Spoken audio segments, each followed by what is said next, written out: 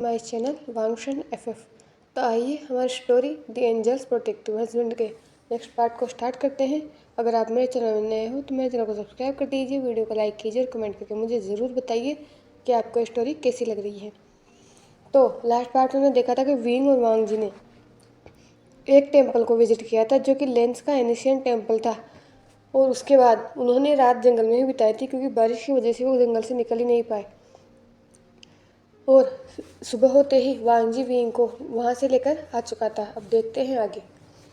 लेन mention में एक person लेन mention में के लिविंग रूम में बीचों बीच खड़ा होकर चिल्ला रहा था, विंग कहाँ हो तुम?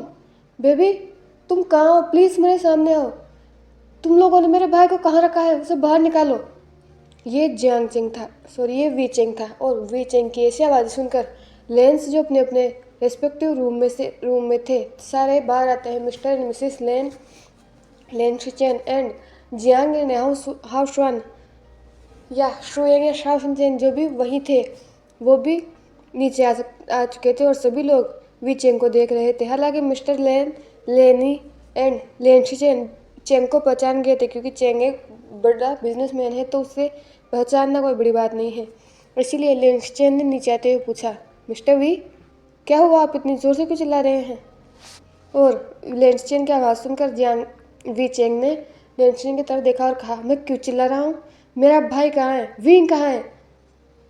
लेनिन सब लोगों ने ये सुना और लेनिन कहा, वो अपने हस्बैंड के साथ। तभी वी चेंग ने फिर से चिल्लाते हुए कहा, मेरा वीक कहाँ है? मुझे अभी इसी वक्त वो मेरे सामने चाहिए। तभी लेंशिचेन ने आगे आते हुए कहा, वी चेंग प्लीज शांत हो जाइए, आप इतना कितना हाइपर हो रहे हैं। वो विंग। तभी वी चेंग का गुस्सा बहुत ज़्यादा बढ़ रहा था क्योंकि हम सभी जानते हैं कि जियांग चेंग या वी चेंग को कितना ज़्यादा गुस्सा आता है। उसने लेंशिचेन की कॉलर को पकड़ा और अपने दांतों को पीसते हुए कहा, अगर अब मेरे भाई को कुछ हुआ या तुम लोगों ने उसके साथ कुछ किया होगा तो आई स्वेयर मैं किसी को नहीं छोड़ूंगा। विंग कहाँ हो तुम? बाहर आओ। ये बोलकर जियांग वी चेंग फिर से चिल्लाने लगा। और लेन फैमिली में जितने भी लोग थे वो चेंग को देख रहे थे क्योंकि चेंग किसी की मानने के लिए तैयार ही नहीं था। और अचानक चेंग को एक आवाज़ सुनाई देती है, चेंग गागा। ये आवाज़ सुनकर चेंग उस आवाज़ की तरफ घूम कर देखता है तो वहाँ विंग खड़ा था वांग जी के साथ। चेंग ने जैसे ही विंग को देखा और स्पेशली विंग ने जब चेंग को इतने दिनों बाद देखा तो वो सच में इमोशनल हो गया। उसने वांग जी के हाथ को छोड़ा जो वांग जी ने घर के अंदर आते हुए पकड़ लिया था और दौड़ कर गया और चेंग को हक कर लिया। इस बात से बिल्कुल अनजान कि इससे उसका हस्बैंड कितना जेलस फील कर रहा है। विंग ने चेंग को टाइटली हक कर लिया और चेंग ने भी विंग को किया हुआ था। थोड़ी देर तक वो दोनों भाई ऐसे ही रहते हैं। उसके बाद चेंग खुद को विंग से अलग करता है और विंग के चीक्स को पकड़ते हुए कहता है, वी तुम ठीक हो ना बेबी? तुम्हें कहीं चोट तो नहीं लगी? इन लोगों ने तुम्हारे साथ कुछ किया तो नहीं? प्लीज़ गगा को बताओ, तुम्हें डरने की कोई ज़रूरत नहीं है। ये सुनकर विंग ने चेंग के हाथों को पकड़ा कहा, नहीं गगा मैं ठीक हूँ, मैं तो बस। चेंग ने फिर से कहा, तुम्हें झूठ बोलने की कोई ज़रूरत नहीं है, और इस बार अगर तुमने झूठ बोला विंग तो आई स्वेयर मैं तुम्हें कभी माफ़ नहीं करूँगा पिछली बार की तरह। और इससे पहले कि चेंग आगे कुछ कह पाता विंग ने चेंग के लिप्स पर अपनी फिंगर्स को रखकर कहा, गगा। और चेंग को भी समझ आ रहा था वो क्या बोल रहा था, लेकिन उसे कोई फ़र्क नहीं पड़ता। उसने विंग के हाथों को पकड़ा और कहा, आई एम सॉरी विंग, तुम्हारा गगा तुम्हें फिर से नहीं बचा सका। एक बार फिर से माँ और बाबा ने तुम्हारी ज़बरदस्ती शादी करवा दी। मैं कुछ नहीं कर सकता, तुम्हारा गगा सच में यूज़लेस है। यह सुनकर विंग ने चेंग की तरफ देखा और कहा, नहीं गगा ऐसा नहीं है, आप यूज़लेस नहीं हो। और हाँ ये शादी ज़बरदस्ती हुई थी लेकिन मैं खुश हूँ। ये सुनकर चेंग ने थोड़ी देर विंग की तरफ देखा, लेकिन अचानक उसके विंग के चिक्स पर कुछ रेड निशान दिखा और इससे उसे गुस्सा आ गया। उसने घूर कर वांग जी की तरफ देखा क्योंकि उसे लगा कि वांग जी ने विंग को हर्ट किया है और ये जियांग चेंग टॉलरेट नहीं कर पाया और उसने जाकर वांग जी की कॉलर पकड़ा और कहा, तुमने क्या किया है मेरे भाई के साथ? तुम्हारी हिम्मत भी कैसे उसे हर्ट करने की? और ये देखकर विंग की आंखें बड़ी हो गई। उसने चेंग के पास जाकर उसके हाथ को पकड़ते हुए कहा, गगा अबे क्या कर रहे हैं? उन्होंने कुछ नहीं किया। लेकिन चेंग अपने होश में नहीं था। उसने विंग की तरफ देखा और कहा, तुम्हें कुछ बोलने की जरूरत नहीं है, अगर इसने तुम्हारे साथ कुछ नहीं किया तो तुम्हारे गाल पे ये निशान क्यों है? ये सुनकर विंग ने अपने गाल पर अपने निशान को देखा और वही पास में जो एक मिरर लगा हुआ था उसमें देखा। और उसे याद आया कि सारी रात वांग जी के ऊपर सोने की वजह से वांग जी के चेस्ट पर से जो शर्ट के बटन थे उससे विंग के चिक्स पर कुछ निशान हो गए थे। और चेंग ने से गलत समझ लिया और चेंग के पास आया और उसने कहा, गागा ये इन्होंने कुछ नहीं किया, प्लीज़ छोड़िए, शांत हो जाइए। और चेंग अब विंग की आवाज़ सुनकर धीरे धीरे शांत हो रहा था। उसने विंग की तरफ देखा और कहा, प्लीज़ माफ़ कर दो, लेकिन तुम्हें यहाँ रहने की कोई ज़रूरत नहीं है। तुम मेरे साथ वापस हमारे घर चलोगे, और ये शादी मुझे पता है फोर्स्ड है, तो मैं डिवोर्स पेपर यहाँ पर भिजवा दूंगा, तुम अभी मेरे साथ चल रहे हो। ये सुनकर विंग, वांगजी, लेनी, लेनचिरेन, लेनशिन, शुयंग और शाओ जिनजैन सब की आंखें बड़ी हो गई, क्योंकि ये तो एक्सपेक्टेड था, किसी ने ये तो एक्सपेक्ट नहीं किया था। ये बोलकर चेंग विंग का हाथ पकड़ उसे ले जाने लग रहा था, लेकिन तभी उसे फील हुआ कि विंग उसके साथ नहीं आ रहा है। और ये फील होते ही चेंग ने घूम कर देखा तो उसने देखा कि वांग जी ने विंग के हाथ को पकड़ रखा है। और ये देखकर चेंग का गुस्सा और बढ़ गया। उसने वांग जी की तरफ देखा और कहा, मैंने कहा मेरा भाई का हाथ छोड़ो। तभी वांग जी ने चेंग की तरफ गुस्से से देखते हुए कहा, वो तुम्हारा भाई होगा, पर वो मेरा हस्बैंड है, और तुम बिना मेरी परमिशन के मेरे हस्बैंड को इस घर से लेके जा कैसे सकते हो। ये सुनकर चेंग का गुस्सा और बढ़ गया, लेकिन वांग जी ने एक फुल फोर्स के साथ विंग को अपनी तरफ खींचा। विंग वांग जी की उस सॉलिड चेस्ट से जाकर टकराया, और वांग जी ने सिक्योरली विंग के वेस्ट में अपने हाथ को रेप कर लिया और लगभग उसे अपनी बाहों में ही छुपा लिया। और चेंग ने जब इस जेस्चर को देखा तो उसे बहुत गुस्सा आया। वो विंग को अपने साथ ले जाना चाहता था, इसीलिए वो वांग जी की तरफ बढ़ने लगा। लेकिन विंग ने जब देखा कि ना तो वांग जी पीछे हटने के लिए तैयार है और ना ही चेंग पीछे हटने के लिए तैयार है, तो अब विंग को बहुत गुस्सा आया। ये पहली बार होगा जब वो चिल्लाया होगा, बस करो तुम दोनों, अगर अब किसी ने कुछ कहा तो कोई मुझसे बुरा नहीं होगा। और विंग की आवाज़ बहुत तेज़ थी। ये सुनकर वहाँ पर जितने भी लोग थे वो स्टिफ हो गए, क्योंकि पहली बार है जब उन्होंने विंग की ऐसी आवाज़ सुनी थी। विंग शुरू से ही पोलाइट रहा है, उसकी आवाज़ बहुत जेंटल और हनी की तरह थी, लेकिन अभी उसकी आवाज़ कोल्ड और डोमिनेंट लग रही थी, जिससे वो दोनों लड़के ही बस अपनी जगह पर खड़े हो गए।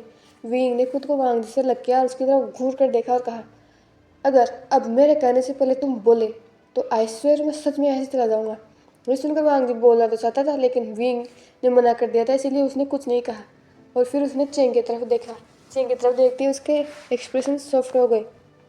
वो धीरे धीरे अपने कदमों को बढ़ाकर चेंग के पास गया और उसके हाथों को पकड़ा। उसने कहा, चेंग गगा, मैं जानता हूँ मेरे साथ पास्ट में जो कुछ भी हुआ उसकी वजह से आप डरे हुए हो, और शायद मेरी भी गलती थी, मैंने आपको उन सब के बारे में नहीं बताया, लेकिन आई प्रॉमिस मैं खुश हूँ। आपको पता है ये फैमिली मुझसे बहुत प्यार करती है।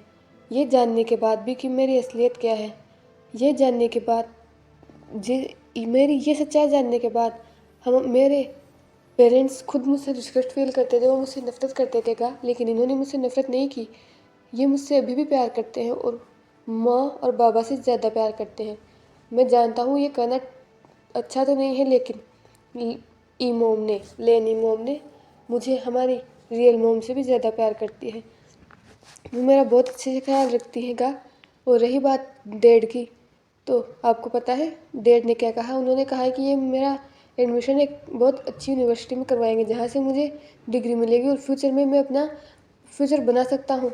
मुझे एक घर में कैद होकर रहने की कोई ज़रूरत नहीं पड़ेगी। और रही बात शिचेनगा की, ये बिल्कुल आपकी तरह प्रोटेक्टिव है।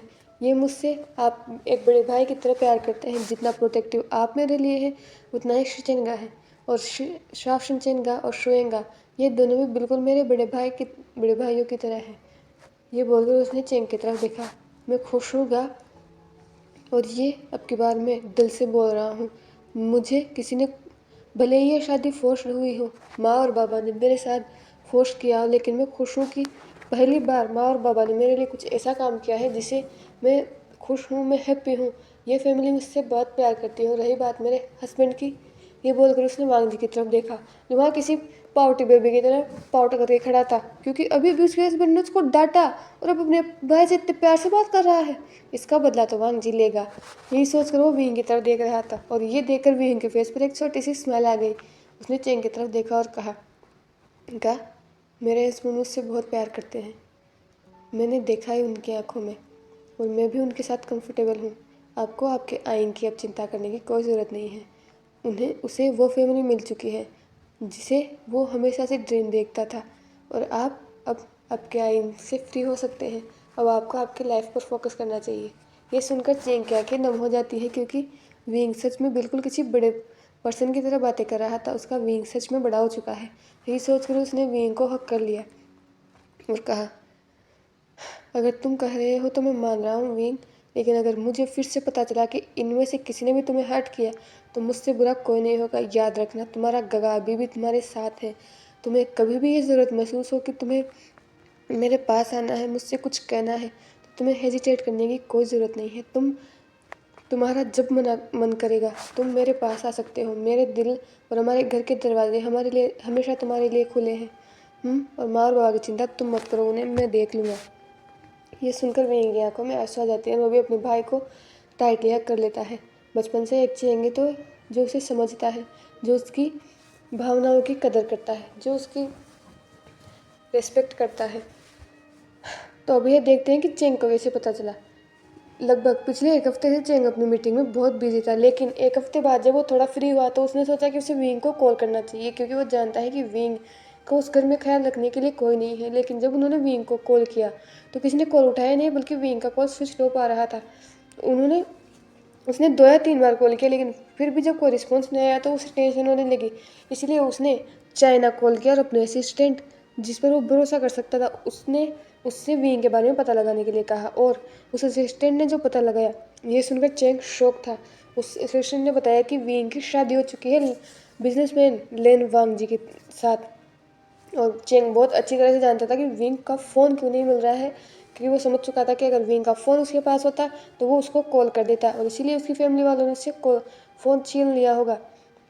इसीलिए उसी दिन वो बिना किसी टाइम को वेस्ट किए बस फ्लाइट अपने प्राइवेट जेट में बैठा और वहाँ से चाइना आ गया। एयरपोर्ट पर आने के बाद वो अपने घर भी नहीं गया, वो सीधा लेन मेंशन आया था। अब सब कुछ क्लियर हो चुका था, तभी लेनिन आया। चेंग ने कहा, तो ठीक है बनी, मैं जा रहा हूँ। अपना ख्याल रखना और याद रखना, तुम्हारा गगा हमेशा तुम्हारे साथ है। ये सुनकर विंग ने बस नोट किया। तभी लेनी ने कहा, चैन लगभग थोड़ी देर में भी डिनर का टाइम हो जाएगा, तो डिनर करके जाना। यही चेंग मना करना चाहता था, लेकिन शिचिनगा ने चेंग की तरफ देखा और कहा, प्लीज़ मिस्टर चेंग, हमारे साथ डिनर करके जाइए। वैसे भी रात होने वाली है और मुझे अच्छा नहीं लगेगा कि हमारे घर से कोई बिना डिनर किए जाए। चेंग की आवाज़ में शिचेन की आवाज़ में जो फ्लर्टीनेस थी वो सब लोग देख सकते थे। और ये देखकर वांग जी ने अपनी आंखों को घुमाकर अपने भाई की तरफ देखा, क्योंकि आज तक उसने अपने भाई को ऐसे कभी नहीं देखा। और वो इस ग्रम्पी कैट के साथ फ्लर्ट कर रहा है। वांग जी तो बस उसे कुछ समझ नहीं आ रहा था किसे क्या करना चाहिए। तो पहले तो उसके हस्बैंड ने उसे डांटा, और अब उसका भाई उसके हस्बैंड के भाई के साथ फ्लर्ट कर रहा है। This is not fair. सब लोगों ने इसे इग्नोर किया। यही सोच कर वो जब तक डिनर तैयार नहीं हो गया तो वो सभी लोग लिविंग रूम में बैठे थे, और पूरे टाइम वांग जी बस नाराज़ हो रहा था, और विंग भी कहीं ना कहीं ये देख सकता था। अब डिनर करने के बाद चेंग फाइनली लेन मेंशन से जा चुका था और सभी लोग धीरे धीरे अपने रूम में जा रहे थे। तभी लेनी ने कहा, Wing, Wang Ji, Shaoshan Chen, Shuyang and Len Shichen, कल तुम में से कोई भी कहीं नहीं जाएगा। ये सुनकर विंग और शाओशन चेन थोड़ा शौक थे, क्योंकि उन्हें नहीं पता था। उन्होंने कहा, क्यों माँ? शाओशन चेन भी लेनी को माँ बुलाता है, क्योंकि शाओशन चेन एक ऑर्फन है, और शुयांग के पेरेंट्स की डेथ जब वो बहुत छोटा था तभी हो चुकी थी, और तब से लेन फैमिली ने उसे पाला है। इसीलिए वो लेन चेन को डैड और लेनी को मम्मी बुलाता है। और ये कहने को तो कज़न है, लेकिन ये अपने सगे भाइयों से भी ज़्यादा है ये तीनों।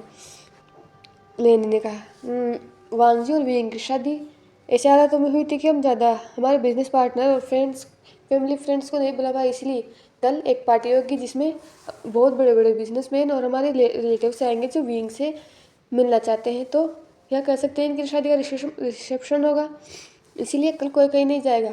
और वांग जी, शुयांग, तुम लोग इन दोनों को कल शॉपिंग पर लेकर जाओगे और दोनों के लिए वो बहुत अच्छी सी ड्रेस लेकर आओगे। लेनिन जी भी कहा तो शुयांग और वांग जी ने एक साथ कहा, जी मॉम। इसके बाद सभी लोग धीरे धीरे अपने रूम में चले गए। वांग जी विंग से पहले रूम में चला गया था, और विंग को रूम में जाने से डर लग रहा था, क्योंकि जब से विंग ने वांग जी को डांटा था तब से वांग जी शांत था, बिल्कुल शांत, जो कि वांग जी का नेचर है ही नहीं। हाँ, अनटेम्ड में था, लेकिन यहाँ पर नहीं है। यहाँ पर वांग जी फ्लर्टी है एंड चाइल्डिश है, और वो सिर्फ उसकी फैमिली के सामने, क्योंकि अगर आप उसे बाहर बिजनेस वर्ल्ड में देखोगे तो आप पहचान नहीं सकते कि ये वो वांग जी है जो घर में रहता है, घर में जिस तरह से रहता है। अब विंग अपने कांपते हुए कदमों से धीरे धीरे रूम में बढ़ रहा था, और विंग ने फाइनली एक डीप ब्रीथ ली और रूम का डोर ओपन किया। जब उसने रूम का डोर ओपन किया तो उसने अपनी नज़रों को घुमाकर चारों तरफ देखा, लेकिन उसका हस्बैंड वहाँ नहीं था। और ये देखकर वो रिलीफ ब्रीथ लेने ही वाला था, लेकिन तभी उसको फील हुआ किसी ने उसके रिस्ट को पकड़कर खींचा है, और वो एक हार्ट चेस्ट से पहले तो हार्ट चेस्ट पर जाकर कोलाइड हुआ, उसके बाद उसकी पीठ उसी डोर पर पुश कर दी गई और उसने अपनी आंखें बड़ी बड़ी कर वांग जी की तरफ देखा, जिसका ध्यान विंग पर ही था और एक हाथ से वो उस डोर को लॉक कर रहा था। विंग ने वांग जी की तरफ देखा और कहा, आप ये क्या कर रहे हैं? ये सुनकर वांग जी ने कहा, मैं क्या कर रहा हूँ? मेरा हस्बैंड मुझे डांट सकता है और मेरे हस्बैंड को इतना क्लोज भी नहीं कर सकता। How rude. ये सुनकर विंग के फेस पर एक स्माइल आ जाती है। उसने वांग जी की तरफ देखा और कहा, तुम कोई बच्चे नहीं हो और तुम मेरे भाई के साथ ऐसे झगड़ कैसे सकते थे? तुम्हें समझना चाहिए था। तो वांग जी ने, मुझे समझना चाहिए था, तुम्हारा भाई भी समझ सकता था, लेकिन तुमने फिर भी मुझे डांटा और तुम अपने भाई से कितनी अच्छी तरह से बात कर रहे थे। हाँ, तुम करोगे ही, मैं हो ही कौन तुम्हारा।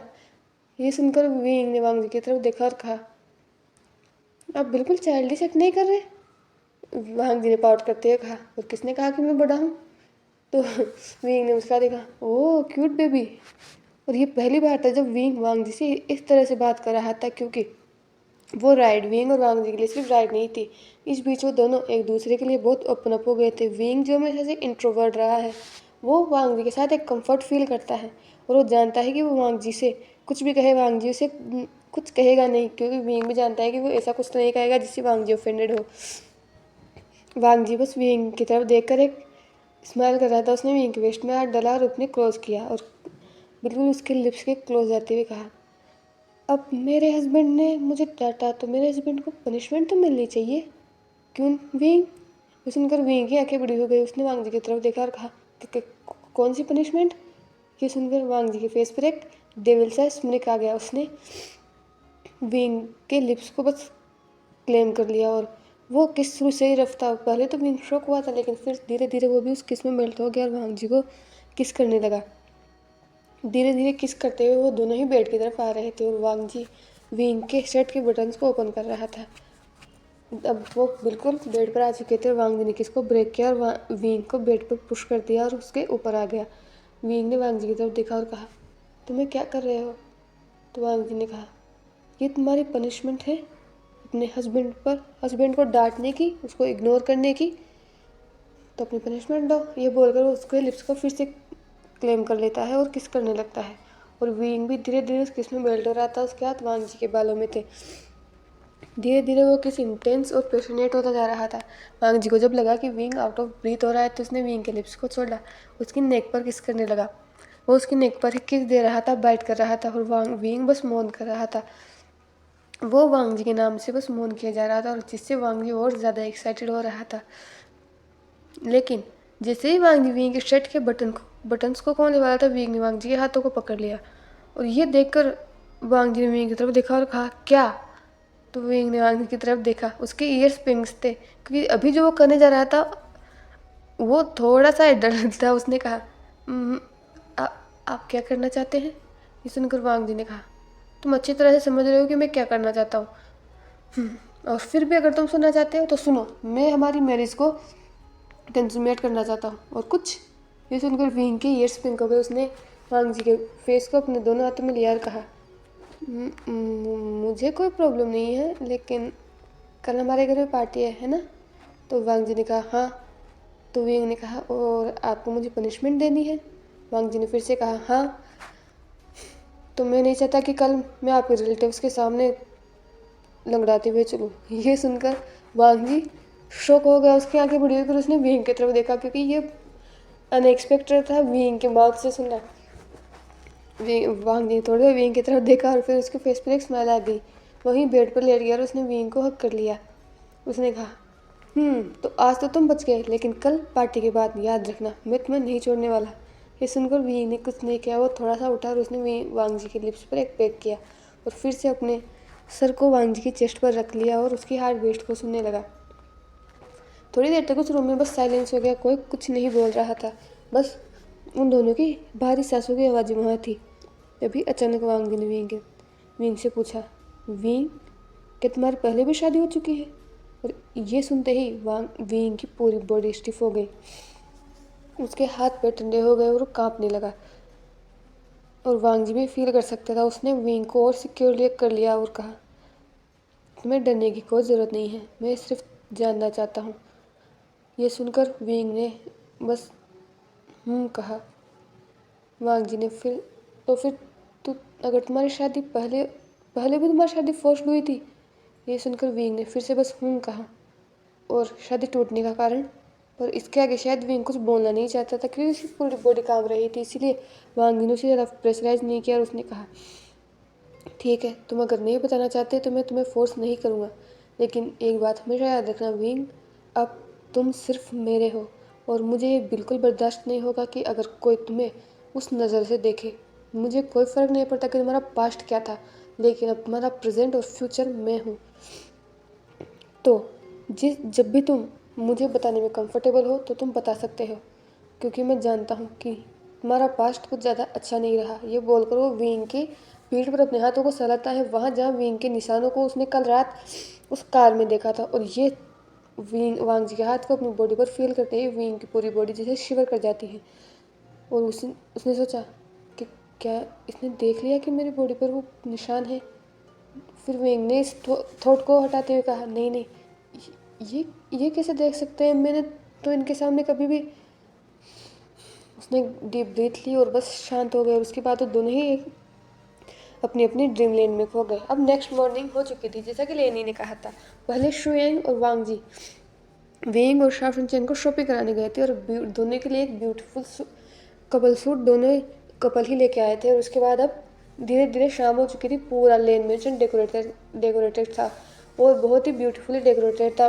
ये उनकी अमीरी को दिखा रहा था, उनके डेलिकेटनेस को दिखा रहा था कि लेंस कितना पोलाइट हो सकते हैं और पोलाइट के साथ कितना अमीर है। पूरा लेन मिशन डेकोरेटेड था। शाम हो चुकी थी और धीरे धीरे गेस्ट आना स्टार्ट हो गए थे। वहीं दूसरी तरफ विंग और वांग जी दोनों ही तैयार हो गए थे और अपने रूम से बाहर आ चुके थे। वो गेस्ट्स का वेलकम कर रहे थे। वहाँ पर विंग ऐसे ऐसे लोग आ रहे थे जिन्हें विंग तो जानता तक नहीं है, क्योंकि विंग अपने घर से बाहर नहीं गया।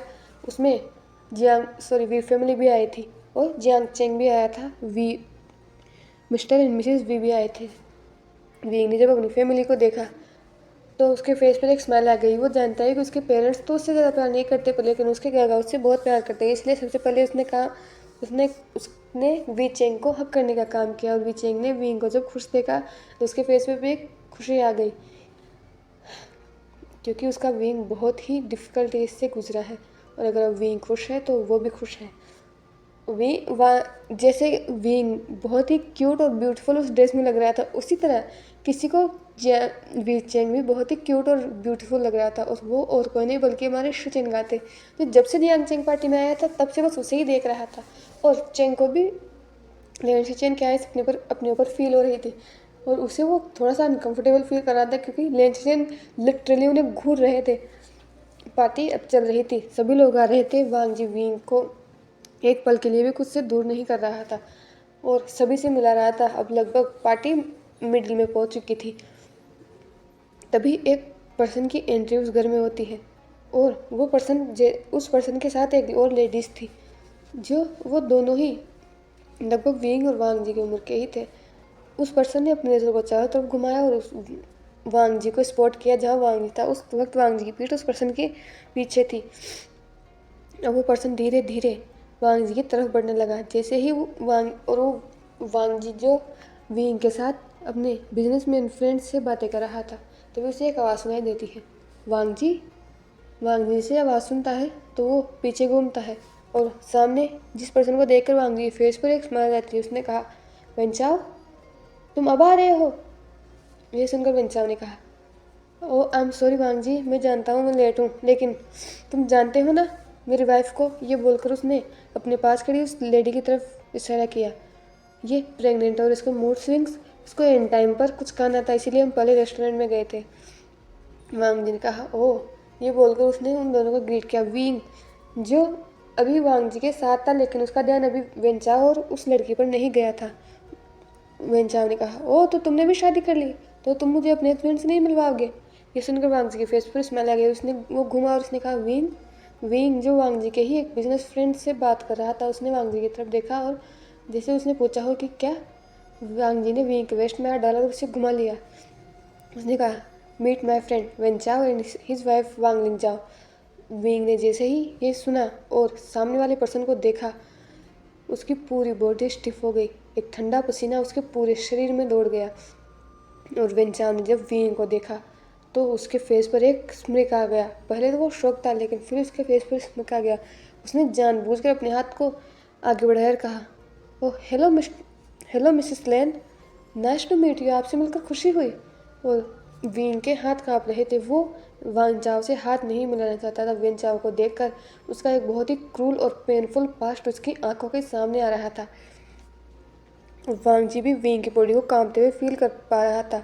वांग जी विंग के साथ पार्टी में शुरू से ही है, लेकिन विंग ने ऐसे कभी रिएक्ट नहीं किया, तो अब विंग ऐसे रिएक्ट क्यों कर रहा है।